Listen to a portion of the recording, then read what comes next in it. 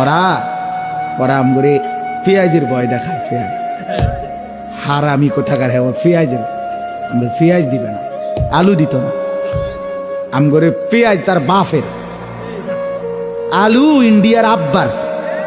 হ্যাঁ না না না, মোদির আব্বার হলো পেঁয়াজ। বেঈমান, তোদেরকে যিনি দেয় তিনি তো আমাদের মালিক বেটা। ইন্ডিয়ার 110 কোটি বেঈমান রে যিনি খাওয়ায়, ওরে উনি তো আমার আল্লাহ বেটা। তুই বেটা তুই কারে ভয় দেখাস বেঈমান, কারে ভয় দেখাস?